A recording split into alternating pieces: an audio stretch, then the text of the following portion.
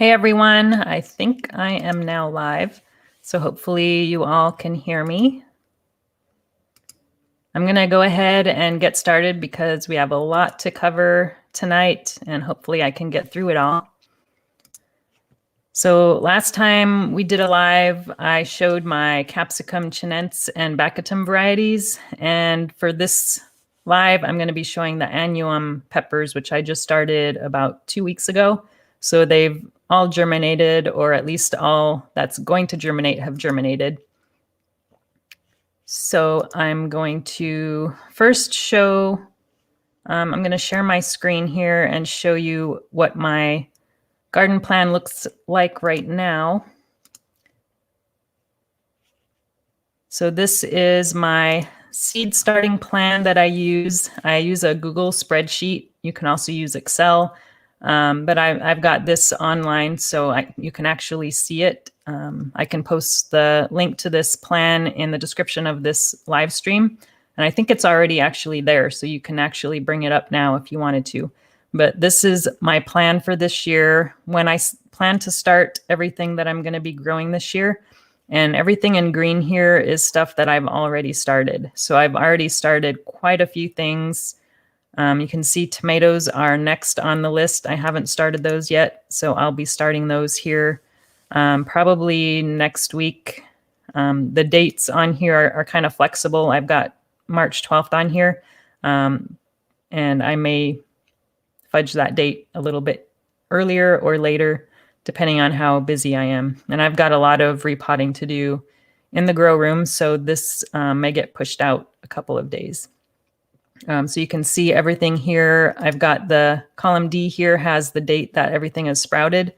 So you can see what hasn't sprouted yet. So these three are the radishes. I just started those outside. So I haven't seen those come up yet. And then I've got a few flowers that haven't come up yet. And I just started my pepper in a can challenge peppers just recently. And 2 of those just sprouted today. So we've got the Kangstar Linzo and the Zamora Yellow are up. And let's see. And I'll be checking back in the chat here just to see if I miss any questions. I'm going to try and answer questions as we go along. Hey, Priscilla. Priscilla is a new channel member, so I'm going to make her a moderator because all of my channel members are moderators. So there you go, Priscilla, there's your moderator. So you should have a wrench now.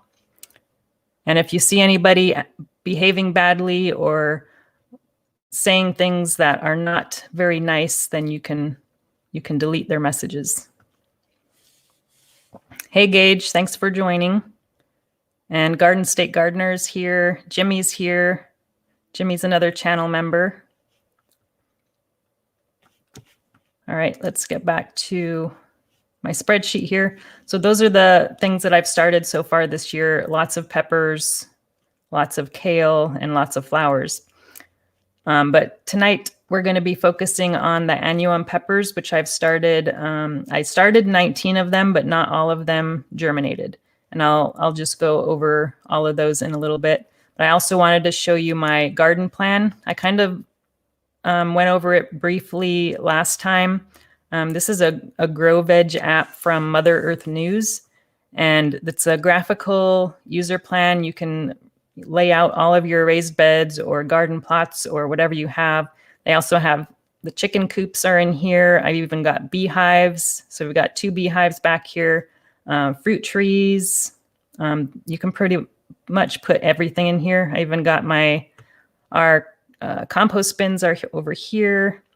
So it's a pretty nice app, and it's all pretty much drag and drop everything in here.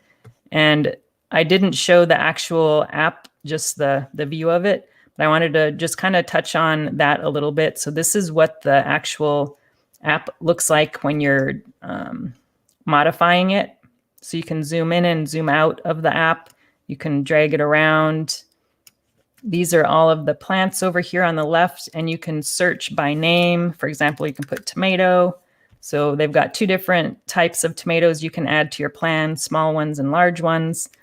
So I've got, if we zoom in here, can see I've got my large tomatoes over on the left and my cherry tomatoes are on the right. And you can add the variety. So if you double click on that tomato, it brings up another window where you can search for, they've got a drop down list of tons and tons of tomatoes. But if you can't find the tomato variety that you're growing in their drop down list, then you can actually add the variety manually. So they've got this add variety link, and then you can put the name of the variety in there and it'll add it, whatever variety that you have. And they've got some other details as far as plant spacing and row spacing. I don't really pay attention to that part of it very much. And there's also a nice little companion listing, and I think that's fairly new. I don't remember seeing that in there before, but it says companions for tomatoes are marigolds, chives, and mint. They've got, looks like there's some more. So we've got basil, peppers, lettuce, all kinds of stuff that are good companions for tomatoes. So that's kind of a helpful little feature that they have in there. And then also, if you're interested in rotation gardening, I've been using this plan for probably, so I've got, this is 8th year. So this is the 8th year I've used this plan. So if you pick up this tomato, I don't know if you can see it, but the background turns red where it doesn't recommend that you grow tomatoes because you've either grown it there last year or grown something similar to a tomato there last year. So that's kind of a neat little feature. But I just wanted to give you a quick little look at the garden plan and kind of how it works. You can add backgrounds. So I've got this kind of gravelly looking background. This is in front of the greenhouse here. So this is where I grow all the peppers, and I've got a couple eggplants in here. And then I've also got some grass. That's what all this green stuff is, our grass. And then this is the in-ground bed that we have, which I always grow corn and potatoes in. And that's pretty much it. So you can put any kind of stuff in here. So it's a pretty neat little app, but there is a monthly fee. It's not a free app, but they do have a 7-day free trial if you want to check it out. But this has been really, really helpful to help me plan the garden. So let's see. So let's go back to the chat. So Mark Z is here. Hey, Mark. So Garden State Gardener has joined my membership. So let's give him a wrench. So you're now a moderator, Garden State Gardener. Let's see. All right, so let's get back to the app here. So that's pretty much all I wanted to show you with the app. And it does, if you want to add, so if when I create my plan for next year, there's an option to have it save your perennials. So like blueberries, if I save this plan for next year, it'll save the blueberries so I don't have to add those back again. So any trees that are in here, it'll save that to next year's plan as well. Raspberries, so that's also another neat feature that it has. And it'll also save all the raised beds so I don't have to build the raised bed every single year. It'll copy all that stuff over to next year's plan. Okay, so that's all I wanted to show you for now on the garden planning stuff. So let's go ahead and take a look at the pepper list. So I have some various tabs in my spreadsheet here, and one of those is the pepper list. So I've got one for my flowers, I've got one for my tomatoes, and then I've got one for the peppers. So these first 7 or 14 rows we covered in the last live stream. So in this one, I'm going to try and cover all the annuums, which are all these ones that are in green. So I wanted to start with what's called the Holy Trinity. So that is 3 Mexican varieties of peppers that are very popular and used in lots of Mexican dishes. So those 3 are the Guajillo, the Pasilla, and the Poblano. So I did have some issues with the Guajillo seeds that I started. They were from Edward Hope, and they weren't that old. They were from 2019, but none of my seeds from him germinated. So I thought I wasn't going to be able to grow that one this season, and that would have broken my Holy Trinity. So what's a Holy Trinity without the Guajillo? But Batman, I posted a message out on Pepper Lovers to see if anybody had guajillo seeds, and Batman responded and said that they had some seeds. So I did get some seeds from him the other day, and I just started those. I think it was 2 days ago, on the 8th.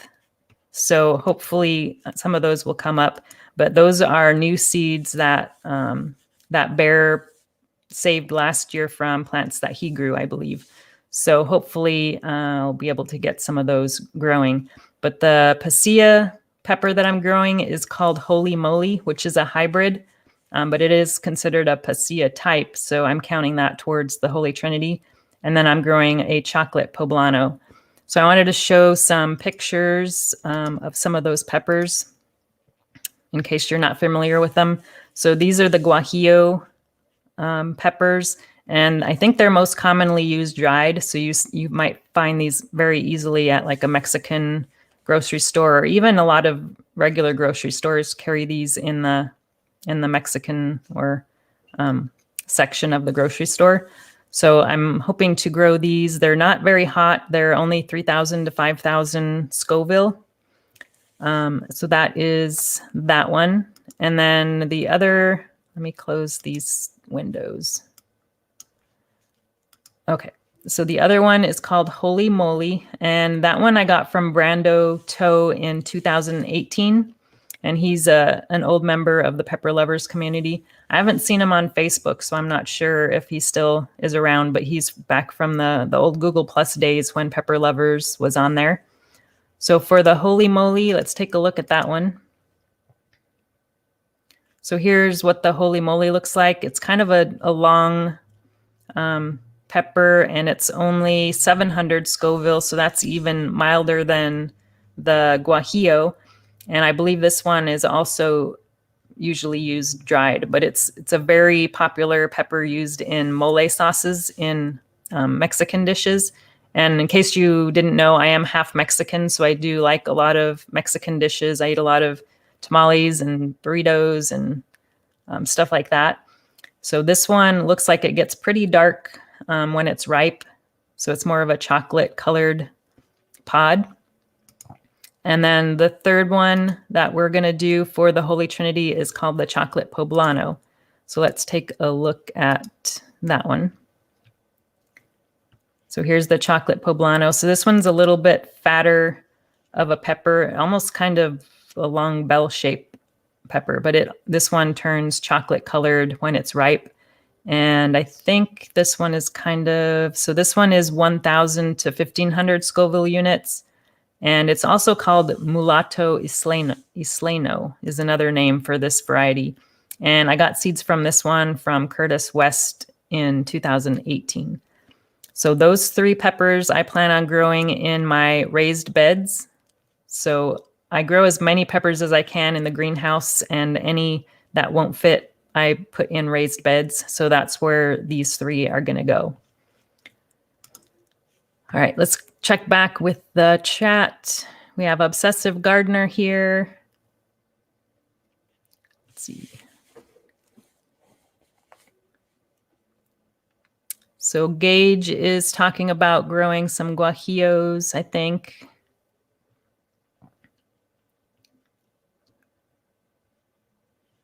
All right, and if there's any questions, feel free to ask, and I'll try and get to those between the peppers I'm sharing. All right, and then next we have another Mexican type pepper, and that's the Numex lemon spice jalapeno. I grew I think it's called the orange spice last year, and I wanted to try the lemon spice, so I was able to get some seeds of that from Jason Wood. And his seeds were from 2019. And these are 30,000 Scoville units, so much hotter than the three peppers we looked at before. And this one is going to be grown in the greenhouse. So let's take a look at what that one looks like. So this one is a really pretty yellow jalapeno, and it looks like it's a fairly productive pepper plant. but I thought it looked really neat. I'm interested to see how well it does compared to the orange spice that I grew last year. I didn't get a whole lot of pods off of the orange spice, so I'm hoping this one will be a little bit more productive. Let's close that. Okay, and then next we have another Mexican variety called Sandia. And this one is a New Mexican kind of Anaheim type pepper, and it's only 5,000 to 7,000 Scoville units. And I got my seeds from actually my mom, who got her seeds from Totally Tomatoes. So let's take a look at that one. So this is your typical New Mexican variety. It's kind of similar to the Hatch pepper, I think, but it should be fairly spicy. So I'm looking forward to growing that one. And then we've got, so that's it for the Mexican varieties that I'm growing. The next one is kind of a sweet with a little bit mild heat. This one is called the Aleppo, and it's a pretty popular pepper for growing for spices, drying and using as a spice. And I think there's some hot sauces that are also pretty popular that use the Aleppo pepper. And I just found out last year that there's actually 2 variations of the Aleppo. One I grew last year, and I didn't realize that when I started growing it, that there was 2 different kinds. But you can see this one here, the peppers are really small, and that's the one that I grew last year. Let's see if we can find some more of those. It seems like the larger sized one is more popular. I'm not sure what this long one is. That doesn't look like an Aleppo. But I'm growing this year the larger one that you can see in some of these pictures here. But I'm looking forward to that one. That one's supposed to be better than the smaller one. So I'm looking forward to seeing how that one does. But I got seeds from that one from Twin Cities Peppers. Last year, he sent me a box with a bunch of pods from his garden. His garden is amazing, by the way. He's on YouTube and shared some of his garden updates on there, and he's got some pretty nice looking plants for Minnesota gardening. And he sent me some of his Aleppos, so I saved the seeds from those. And he doesn't isolate his peppers, so it's possible it could have crossed with something else that he grew. So we'll have to see what comes up, but I'm looking forward to growing that one. Let's see. It's looking at the chat here. Hi, Terry from Odessa, Texas. Obsessive gardener. I'm not sure what you're asking about. What does mean watermelon? I'm not sure what you're asking about for watermelon.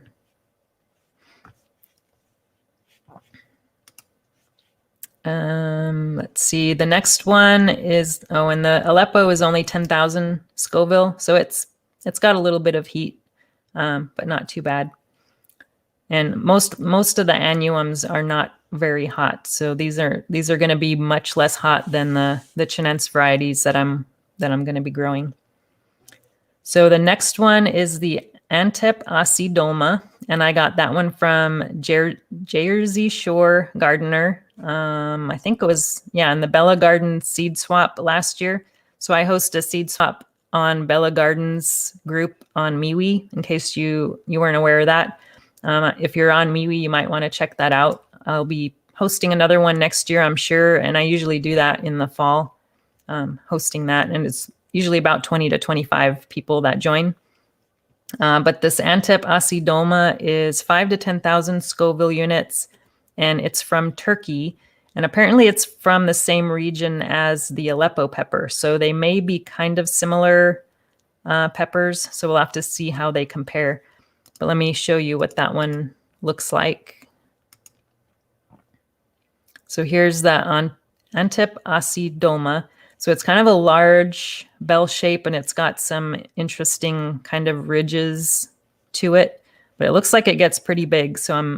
And from these pictures, it looks like the plant is actually pretty productive for being such a large pepper. And I'm all about productive plants. And that's one of the reasons I don't grow bell peppers anymore, because I've never had really very productive bell peppers. So I always like to find different sweet peppers that I can grow that are more productive. And Rob Schaller is here. Hey, Rob.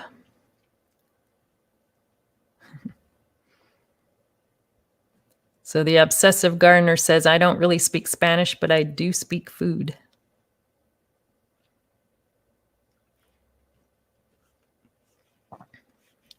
All right, and let's see, what else do we have? So the next one is Chloe's Sweet Tangerine. So Chloe's Sweet Tangerine is, it's a pepper that Timothy Moultrup kind of created himself, although he started it out, I think 7 years ago. He saved some seeds from a pepper that he bought at a grocery store, and it was probably most likely a hybrid pepper. But he's been saving the seeds from that every year and has come up with a pretty stable cross that looks really neat. It's a sweet pepper and it's very productive, he says. So let me show you the picture that he posted in Facebook of that pepper. So here's the pepper.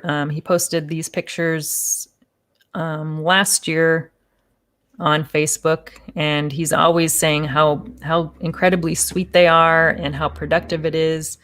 But he grew this, he named it after his daughter, Chloe.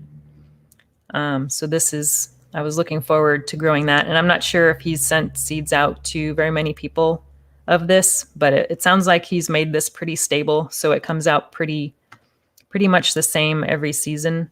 So I'm looking forward to growing that one.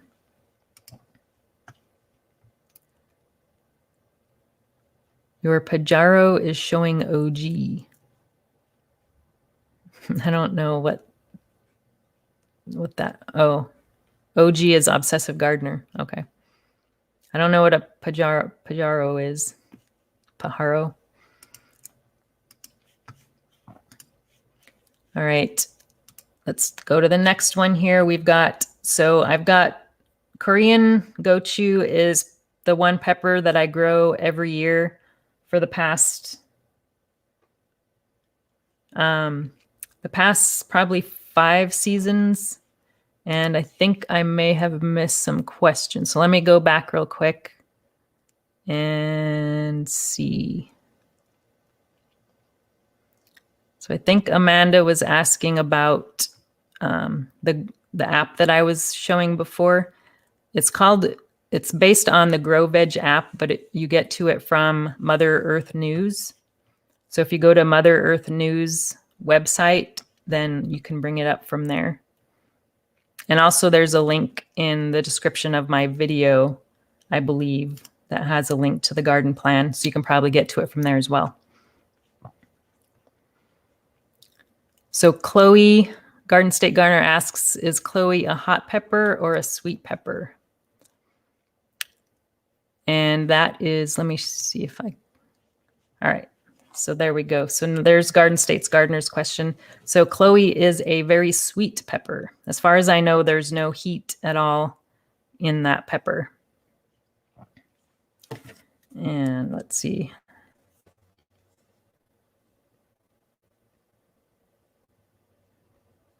I don't know if the app is on my phone or not. I haven't looked for it.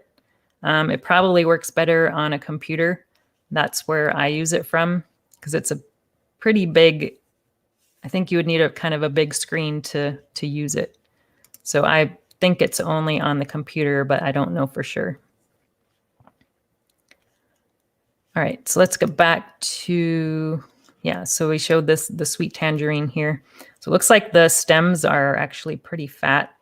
I'm not sure how many seeds it has. I don't think I've seen any pictures of the inside of the pepper, but that's what it looks like. And I think it's got some pretty thick walls as well. So it's kind of similar to a bell pepper. All right, so I was mentioning the Korean Gochus. So when I first got my Korean Gochus from Kang Star, and I grew it, I think, a couple years before I realized there's actually quite a few different varieties of Korean gochu, and Kang didn't know what specific variety his was. So I'm kind of on a quest to figure out which one it is. And I've grown, I think, 3 different ones so far over the last couple of years, and none of them were as good as the one that I got from Kangstar, and none of them really were like that one. So I'm still on the quest to figure out which one it is. So I'm trying 2 new to me varieties of Korean gochu. The first one is Lady Han. So Lady Han, let me show you that one. Lady Han. So this is what Lady Han looks like, and it actually looks pretty similar to the one that I got from Kangstar. It's kind of long. It might be a little bit thinner than the one I got from Kang, but it does look pretty similar. So we'll see how this one compares. But the one I got from Kang is really, really, really productive, and the walls of the pepper are fairly thick, and it's pretty hot for a gochu pepper. So the gochus range quite a bit on heat levels depending on the variety. So I've had some that were like very, very mild and some that were really hot. So there is a pretty wide difference. So this Lady Han is 1500 Scoville. And then I'm also growing the Korean, and I got that one from Real Hens of OC on Instagram. And those were just from last year. So they're pretty new seeds. And then I also have the Korean Dark Green, and that one came from Baker Creek, and I'll show you that one. So I'm not sure if it's called Korean Dark Green because it's better to harvest while it's green, but it does turn red when it's ripe. And these ones look a little bit thinner. They are the same Scoville unit as the other one. So they're both rated around 1500. So that's pretty mild. I think the one I got from Kang is hotter than that. So I'm not sure if those are going to be the same one that I got from Kang or not. But we'll see how they come out and go from there. So the Korean gochu, I'll show you one of my harvests from, I think it was either last year or the year before. So this was actually from 2018. So these are the Korean gochus that I got from Kangstar. So you can see they're kind of long. They're really thick. The walls are pretty thick for one of these types of peppers, but it's really good and really productive. So all these came from just one harvest, and I had multiple harvests throughout the season similar to this on just one plant. So it is really productive. So this is the one that I grow in my garden every year, and it's great for making kimchi. So that's really the main reason why I grew it that first year, is so I could make kimchi out of it. And the kimchi turned out pretty awesome. So I need to make some more of that hopefully this year. Let's see. Let's go back to the chat and see if I missed anything.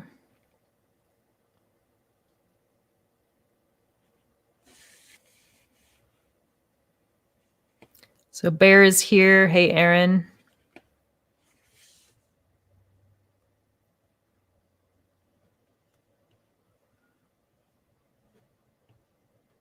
And Pepper Guru is here. Hey, Pepper Guru.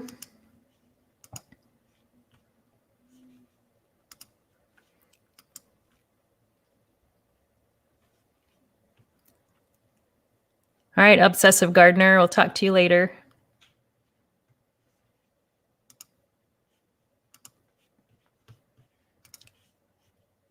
All right, so that is the Korean gochu. And then next up, we have another sweet pepper. This one is called Lemon Dream. And the seeds came from Burpee, but I got them via Elena, and she's local gardener to me. So we've done a few trades. We'll show you the picture of that one. So here's what the Lemon Dream looks like. This one actually, it looks pretty similar to Chloe's Tangerine, except this one is yellow. but it does have a lot of similarities, it looks like. And it looks like it's also pretty productive. So look at all those peppers in that picture. And this one is going to be grown outside of the greenhouse. So that is that one. And then next up is one of my favorites. I've grown most of these, I mean, almost all of these varieties I've never grown before. So I like trying new pepper varieties every season. So there's only a couple every year that I've grown before. And obviously the Korean gochu is one of those. And then this Padron is the only other one that I've grown before. So the Padron is 500 to 2,500 Scoville units. So it kind of ranges in heat. Sometimes you'll get a really mild one, and this is off of the same plant. So the peppers on one plant can vary on spice levels. So the range is 500 to 2,500, which is a pretty big range for Scoville units. But I first had this Padron pepper on a pizza place in Seattle. They had Padron peppers on one of their pizzas, and that was my first time I've ever even heard of a Padron pepper. And so ever since then, I've been liking that one. So I've only grown this one once before. I think it was 2016 is the last time I grew this one. So I decided I need to grow this one again because we just got a pizza oven in December for my for Christmas, and I want to try making some pizza with Padron peppers on it. So let's take a look at that pepper. So here is the Padron pepper, and it's very common to saute these or grill these. They're a lot like a shishito, but people seem to treat them very similar to those. And that's how you see them prepared the most. But they're also really tasty on pizza. So P3 is here. Better late than never. Thanks for joining.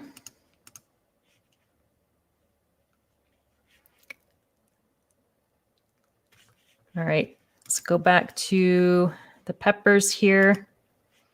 So next up, we have a paprika variety. I've grown a few different paprikas in the past, and that's another one that has a pretty wide range of different varieties, different heat levels. There's a lot of different paprika varieties. So the one that I'm growing this year is called Tap de Corti. And I got that one from Elena also. And it comes from Majorca, Spain. I don't know if that's how you say it, but it's from Spain. So let's take a look at what that one looks like. So here's the Tap de Corti. So it's kind of it starts out kind of fat towards the stem, and then it goes narrow and comes off at a point. And this one is, I don't have the Scoville. I'm not sure what the heat level is of this particular one. I think it's a little bit on the sweeter end, but we'll see. But I do have a smoker, so I'm planning on smoking some peppers this fall. And I did smoke a little bit of paprika last year. I didn't have a huge harvest, so I didn't get very much of it, but I'm hoping to get some more this year.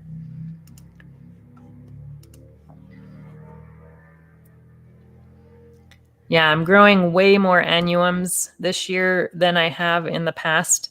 And one of the reasons for that is because I had a really bad year with my Chinense peppers last year. So I'm kind of cutting back on the number of Chinense varieties I'm growing. So I decided to kind of focus on annuums this year and see how that goes. So the next one we have is a Thai orange hot. And this one came from White Hot Peppers. And this is one of the ones that I selected for the Pepper in a Can Challenge prize. So I won, I think it was 5th place last year in the Pepper in a Can challenge. And I won, I think it was $20 gift certificate to White Hot Peppers or something like that. So the Thai Orange Hot is one of those varieties that I picked for my prize. And that one is 50 to 100,000 Scoville units. So that is probably the hottest Annuum pepper that I'm growing this year. And I looked on White Hot Pepper's website earlier, I think it was yesterday, and I didn't see this pepper on there anymore. So I'm not sure if they're not selling it anymore or if they're sold out or what's going on. But I do have another place that's selling it. I just brought it up on Google, did a Google search, but there's a lot of other places that you can get this pepper. But this is what it looks like. It's your kind of regular Thai pepper, but it ripens orange instead of red. So that's kind of a unique, most of the Thai peppers are red varieties. So I thought this would be a fun one to try. I usually grow at least one Thai pepper every year. So this is the one that I decided to grow. So we have Ear Burners here. He says he just hit 15 subscribers. Awesome. Thank you for joining, and I'm glad you're enjoying my videos.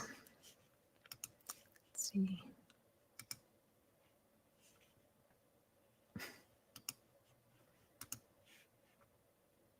And Pepper Guru says he loves the Annuums on the list. Flavor Town for sure. And P3 is asking, where's my mushrooms? Yeah, I've thought about growing mushrooms, and actually, to be honest, I don't really like mushrooms. I like taking pictures of mushrooms, but I'm not a fan of the taste of mushrooms. But Mark likes mushrooms. So anytime we go somewhere that has mushrooms, I give him all my mushrooms. So, but I will eat them. I just don't enjoy them very much. But I would definitely grow them. Yeah, I know, it's shocking. We even found some morel mushrooms in our yard. I think it was 2 years ago. I haven't seen any since then. But I did find a couple morels growing, and I did harvest them and ate them. So, and they weren't too bad, but they're not my favorite food.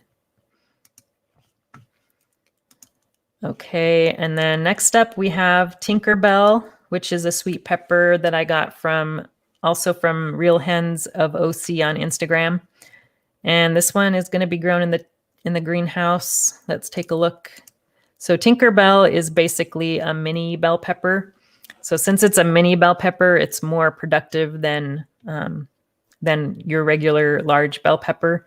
So you can see in this picture here, it looks like it grows fairly tall and has quite a few little peppers on it. And it looks like it comes in various colors. So I'm not sure what color the one that I have is. She didn't mention the color. So it's probably going to be red or yellow is my guess. So I guess we'll have to wait and see.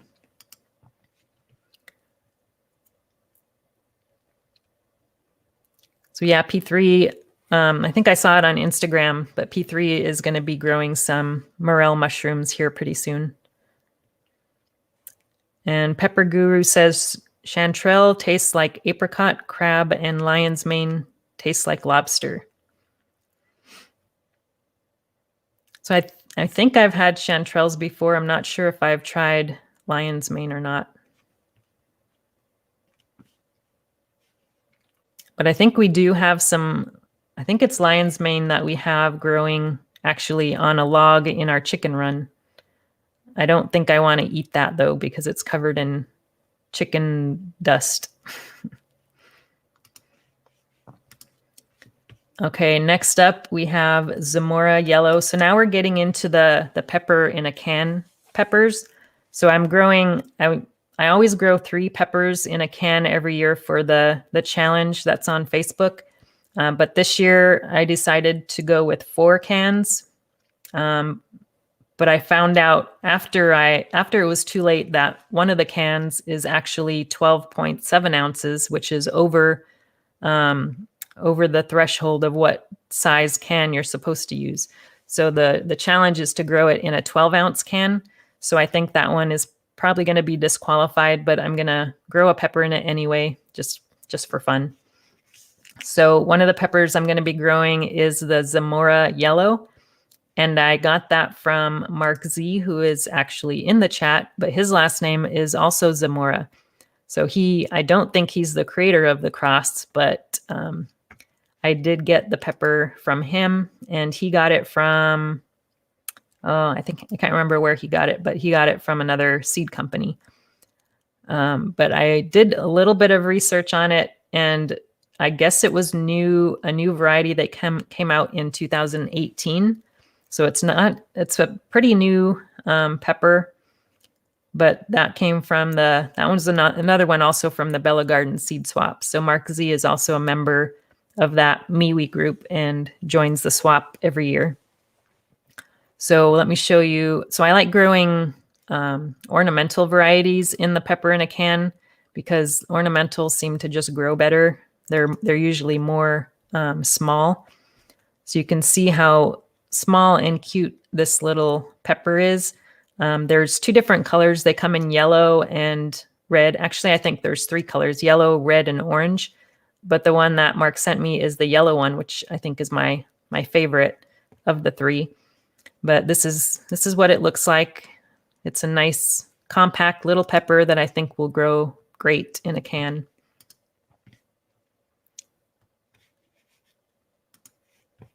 All right, so the next pepper in a can we have is called Calico. And the Calico I got from Olga Miller in 2019. And it's kind of ornamentally, I'll bring it up. So this one has variegated leaves. So it's similar to the fish pepper. So if you've heard of the fish pepper, it's got the ornamental variegated leaves. And I did grow that one, I think it was 2 years ago. So this will be the second time I've grown a variegated leafed pepper. And I thought this would go pretty well in a pepper in a can. It looks like it might stay fairly compact. It's a lot bigger than the Zamora, but I think it'll grow pretty well in a can. And actually actually, I don't think the Calico is sprouted yet. If we look back at my garden plan here. So I started the cans on March 4th. So we have these 4 here. And just today we had the Kangstar Linzo, chocolate Linzo germinated, and the Zamora germinated. But the Calico, I could see like a little mound of dirt in the can. So it looks like the seedling is starting to push through. So I think it'll probably germinate maybe tomorrow. So that is that one. And then, so that is all the annuums that I'll be growing this year. But I did have 3 others that I planted that didn't germinate. So I won't show you pictures of those, but I just wanted to mention those. The San Juan Silly Pueblo is one that I started, and these seeds weren't that old, so I'm not sure why they didn't germinate. But that one came from Great Basin Peppers in 2019.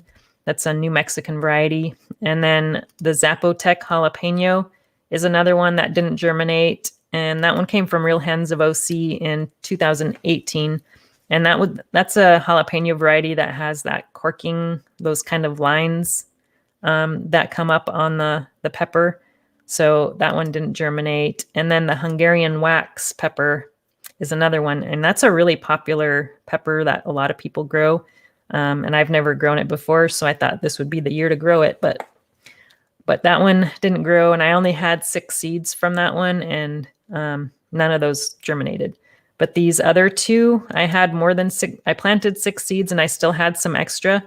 So I actually started some more in paper towels, and I have, let me turn off the sharing here.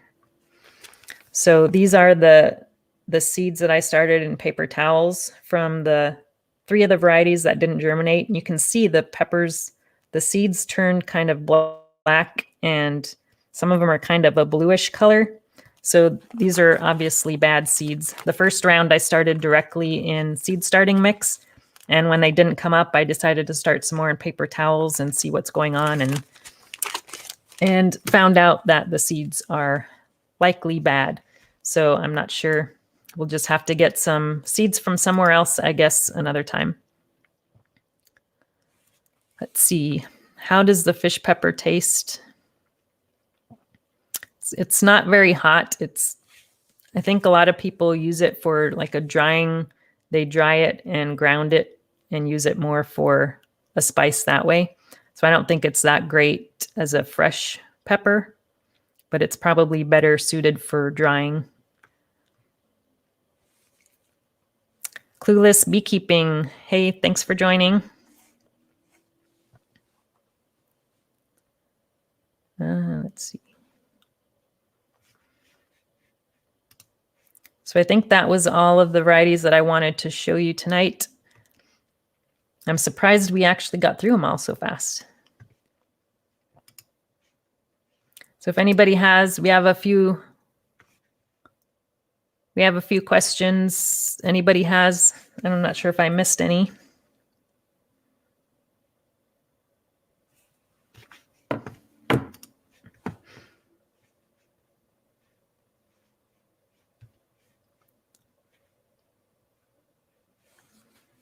Anyone have any garden questions? It doesn't even have to be pepper related. We can talk. Well, actually, there was one thing. How about, are you guys interested in a giveaway? I have a lot of pepper and tomato seeds, and we can do maybe 1 or 2 giveaways.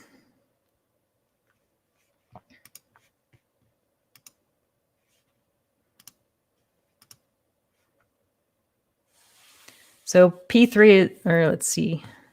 Somebody had a question. Garden State Gardener asked what pepper had the best germination rate for you this year. So actually, the first, let me go back to my sheet here. So the first pepper that sprouted was the Moruga Red Monster. And it was the first to sprout. It was the fastest growing. It had its first primary leaves first. I mean, it was a superstar, crazy fast. And I also had pretty good germination rate on it as well.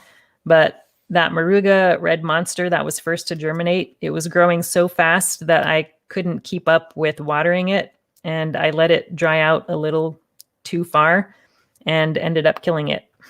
So I lost my superstar pepper. I still had a few more of those varieties, but that first one that came up was just growing super fast. So I'm kind of disappointed I let it dry out too far. But I did water it as soon as I noticed it was shriveling up. And after 48 hours, it still wasn't coming back. So pretty disappointing.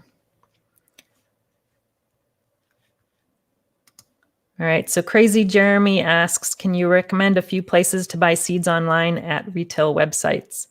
I'm not sure where you're located, but there's quite a few really good seed companies in the Pacific Northwest.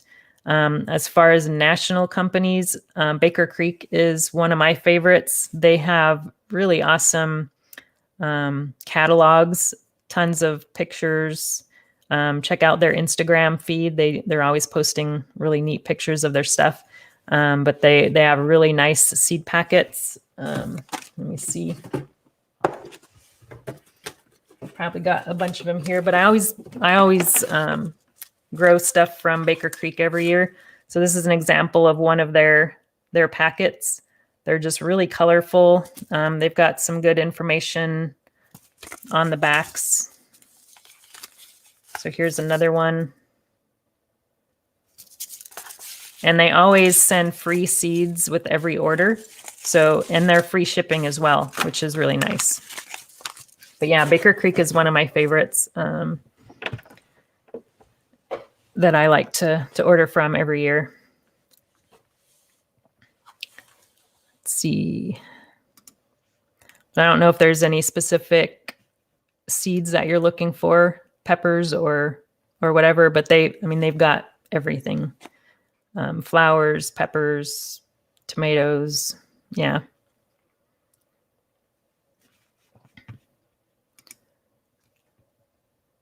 So hey, Matsutaki. So she is a mushroom guru as well. I have a question about spacing peppers. I always space them too far apart and end up with wasted space. How do you determine your spacing? So that really depends on the pepper variety. So Bacchitums, for example, those usually take up the most space. So they grow really tall and really wide and usually require a cage just to keep them from falling over. So if you're growing any Bacchitums, those usually require a lot more space. Annuums, most annuums, really, you can really space those pretty close together. And then the Chinense varieties are a little bit wider, but it also kind of depends on the variety of Chinense you're growing also. So it's really good to do a little bit of research on the varieties that you're going to grow. Maybe look up some YouTube videos and see what the plants look like. But for the most part, you can go kind of based on the capsicum variety. So annuums, I don't really have the spacing I follow. It's kind of, I try to give them a little bit more space every season. I know my first year I spaced them too close together. So now I'm trying to space them a little bit further apart.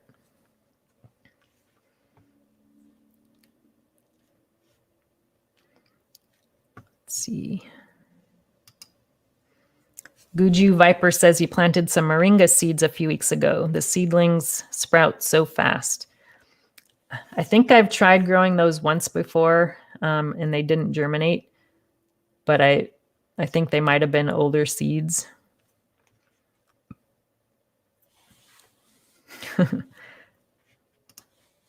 No, I'm not sponsored by Baker Creek, but they are a pretty awesome seed company. I actually have, let's see. So almost every seed company has catalogs that you can get for free. But I've got a collection of a few of them here. So this is Baker Creek's catalog from this year. And it's just full of awesome pictures and descriptions. And then I also like Territorial Seed. They have a lot of good variety of things in their catalog as well. And Johnny's is a really popular one. I haven't actually ordered much from Johnny's, but they do have quite a good selection. But I just haven't ordered a lot from them. And for some reason, Territorial always sends me like 3 or 4 catalogs every year. I don't know why they need so many, but. And then High Mowing is another one that I've ordered from before. So they have a lot of good stuff in their catalog as well. So yeah, just check out their website, and you can just sign up for a free catalog or just look at their online catalog. Yes, I do like pretty pictures.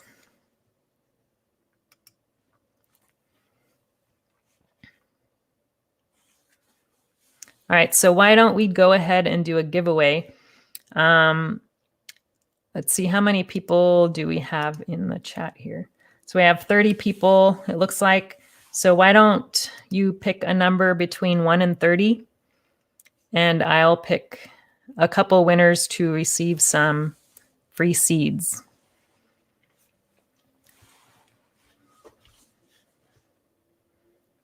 So I'll give you guys a couple minutes to pick your numbers.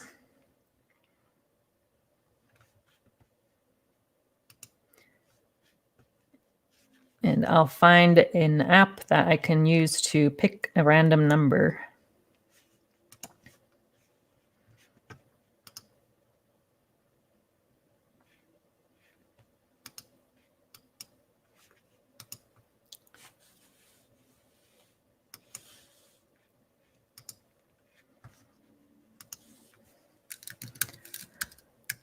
Random number generator. So we're going 1 to 30.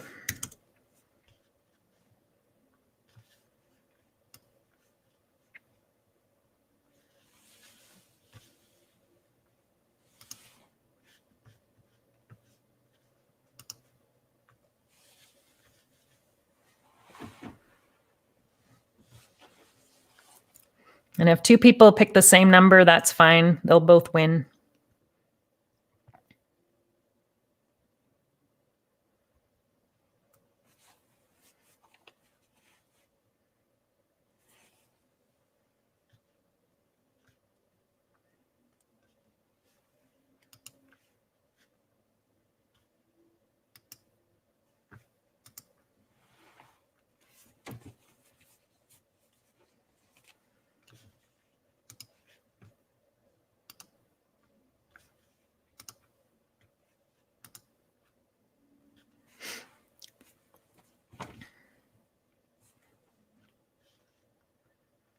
Any more numbers? 1, 2, 3, 4, 5, 6, 7, 8, 9, 10. We only have 13 numbers so far.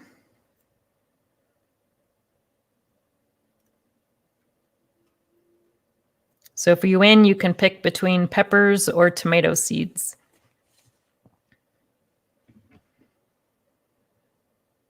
And if you don't like either of those, then let me know and we can figure something else out.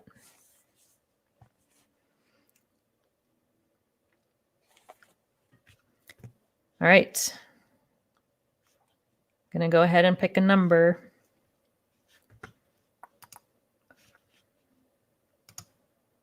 Number 12. Anybody have 12? Nope. I'll pick another one. 6. No 6s. 5. P3 has 5. So P3 is our winner. Congratulations.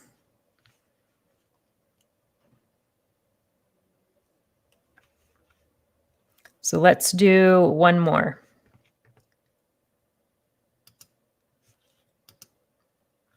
15. Clueless Beekeeping is our second winner. So Clueless Beekeeping, if you want to send me a message if you go to my About page, you can see, I think you're on Instagram, aren't you? So just send me a message with your email address or whatever, and we'll get together and figure out what seeds to send you.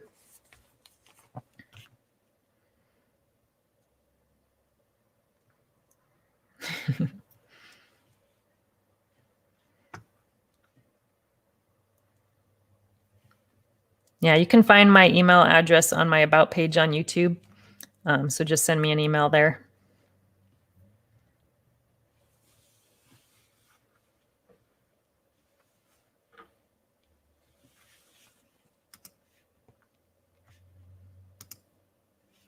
So Scoville Underground is asking if I grow any indoor peppers.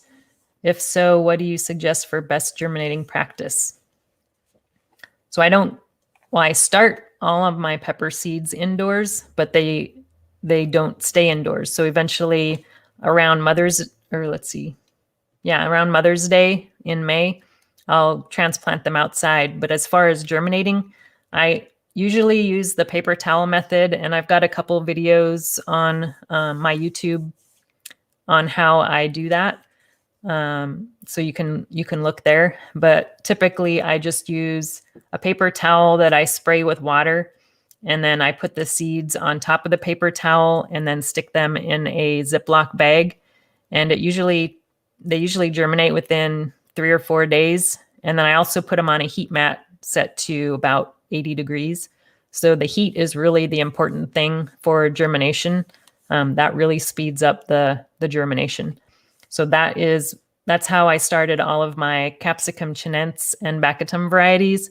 But this time for the Annuum varieties that I just started them directly in seed starting mix, and I used Jiffy seed starting mix. So I started them all that way and then put those on a heat mat set to 80 degrees with a humidity dome on top. And then as soon as I see any germinate, then I move them under lights so that they don't get leggy.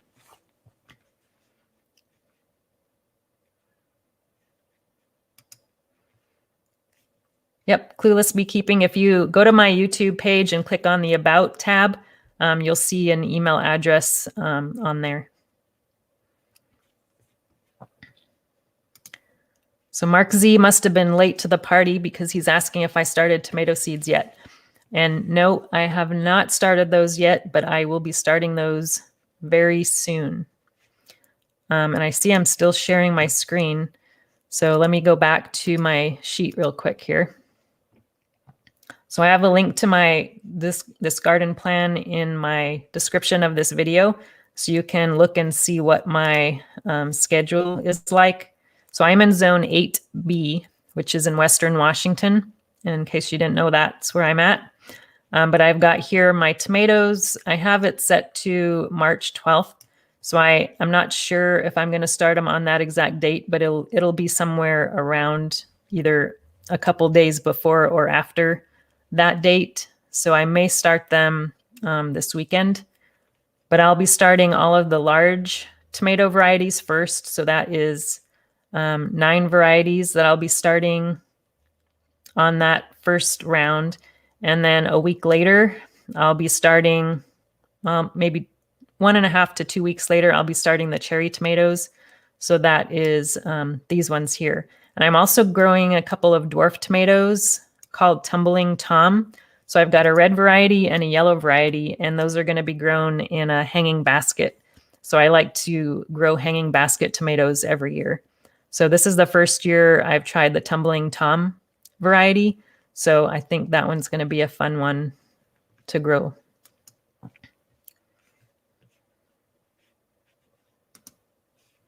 So Fuzzy Hentai Panda asks if I've tried any dwarf tomato project varieties. I keep hearing about this dwarf tomato project, so I'm aware of it. But I don't think I've grown any of those varieties before. I do know a couple people that have those, but I need to look more into that project because I would be interested in trying some of those. But I don't think any of the varieties I've grown so far have been part of that project.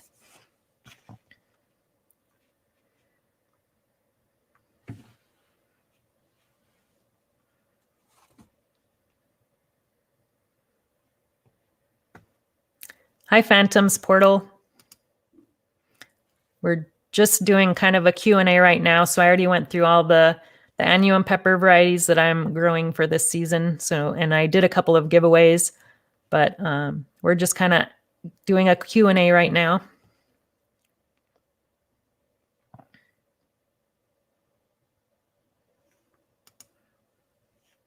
So Scoville Underground is asking about indoor pepper pollination.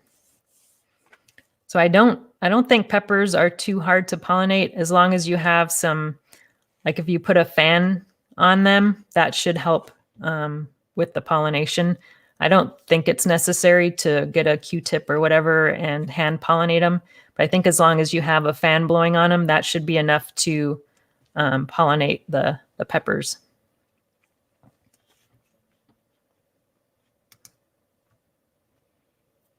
Will G is back. Welcome back. So Matsutaki says she's a dwarfer. So how many dwarf tomatoes have you grown there, Matsutaki?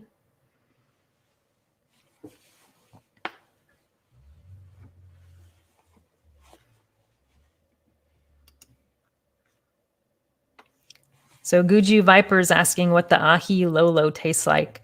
So I don't know if you caught that most of the pepper varieties that I'm growing this year and most years I've never grown before. And ahi lolo is one of those. So that one is that's one of the Chinense crosses, or no, I think it's a Baccatum cross actually. At least one of them is a Baccatum. But that's a cross that was made by Sunrise Pepper Labs, I believe is the name. He's on Instagram, so I'm not sure what that cross is made up of. I don't know if I have that information in here. Let's look at that. Ahilolo. So it's an F4 variety. So yeah, it is a Brazilian starfish crossed with a habanero, crossed with a pimenta branca. And this pimenta branca is actually an F1 cross. And I couldn't find really any information on that one, so I have no idea what it even looks like. But I am familiar with the Brazilian starfish, which I've grown before. and then the habanero. So it's supposed to be a pretty mild snacking pepper. So I guess we'll have to wait and see what it tastes like. But I'm not expecting it to be very hot.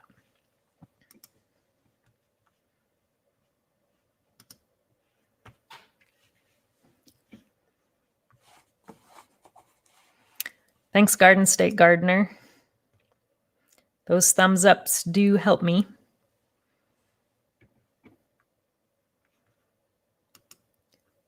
A Clueless Beekeeping asked, do bees pollinate peppers? Yeah, I don't think they do tomatoes, and tomatoes don't need cross-pollination. So I don't think that's a problem with tomatoes, but peppers, I have seen bees on my peppers before. So I think they do some pollination.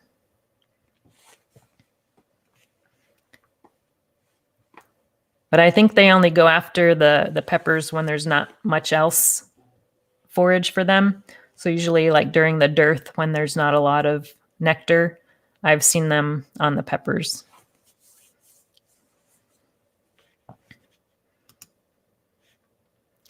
Did you ever finish testing the Sansia grow lights? I remember a video did, but I don't recall any video that you did about the results. I can't remember, to be honest. I didn't use them for very long. They seem to work fine. But I actually prefer, at least for the early part of the season, I like using shop lights with the fluorescent tubes. I've also tried the LED tubes, and I think because the fluorescents give off more heat, the plants seem to do better under the fluorescents than the LEDs. So I've been using a lot of shop lights, at least so far in the grow. But once I get my peppers repotted into larger containers, I'll probably start putting up some LED panels and getting them moved under those. But for right now, I'm just using shop lights.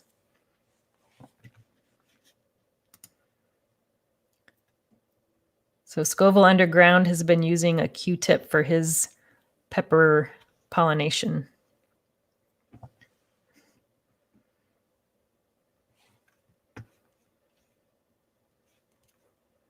Hey, SoundQuest.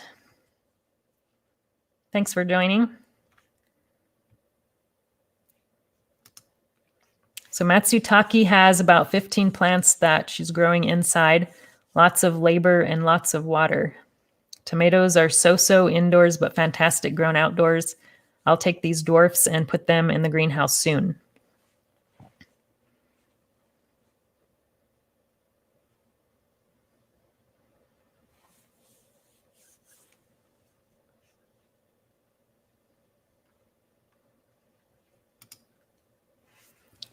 Hey, SoundQuest. So yeah, we've been talking mostly about peppers, but we've been talking about tomatoes as well. Sounds like dwarf tomatoes have been kind of a topic. So I'm also growing, let me go back to my spreadsheet here. So also on the tomatoes, oh, it's actually a determinate variety, so I don't think it's a dwarf. Baronia. Normally I only grow intermediate or indeterminate variety tomatoes, which are the ones that just keep growing and growing and growing. But I decided to try a determinate variety this year called Baronia that I've heard some good things about. So I think that's the only determinate variety that I'm growing. Other than I think these dwarf tomatoes are probably considered determinate. I'm not sure, but all the rest that I'm growing are indeterminate varieties.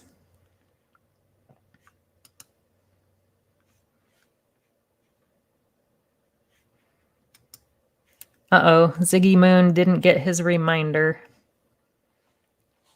Thanks for joining. We're almost done. Just answering a few questions.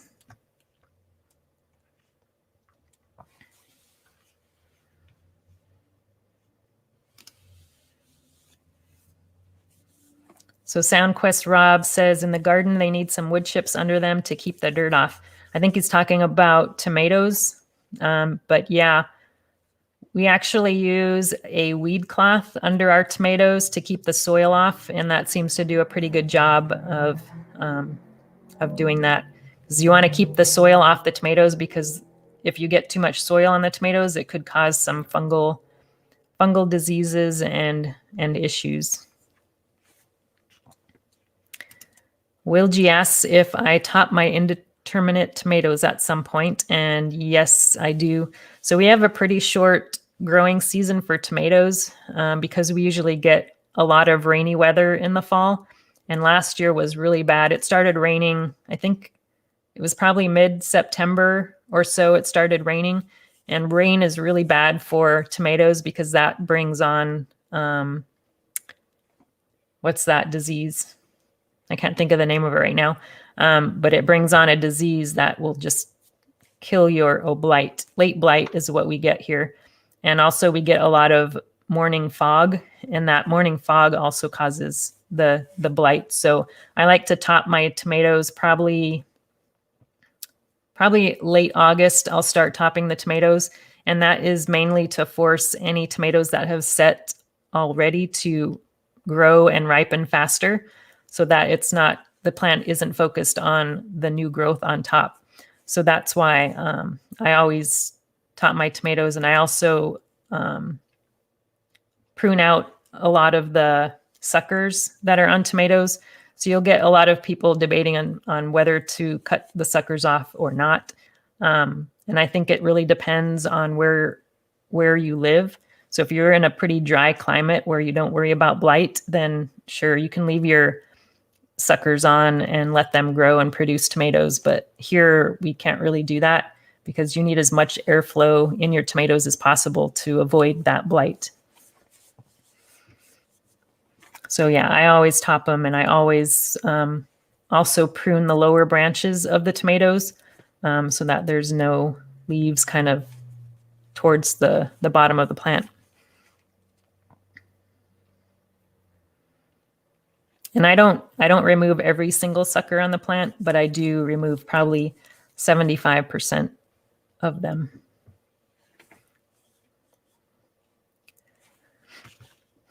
So Clueless Beekeeping asks, what is to top a tomato?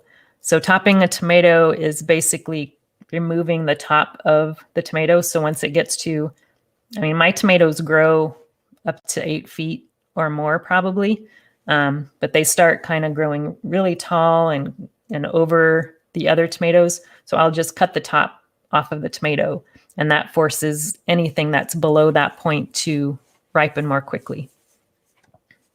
So that is a good thing to do for people with a shorter growing season.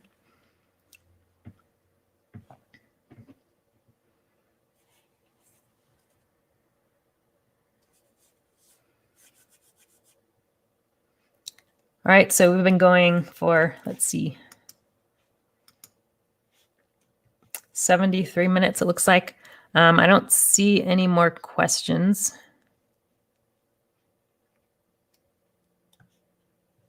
So I think we're at a pretty good stopping point for now.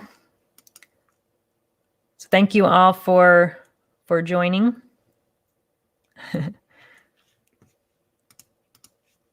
Yeah, my tomatoes get really tall.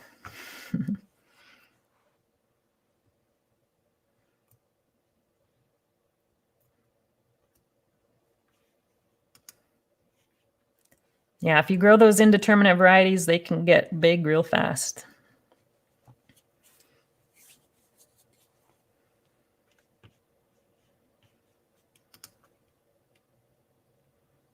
So Matsutake got some peppers from her indoor plant without doing any Q-tip pollinating.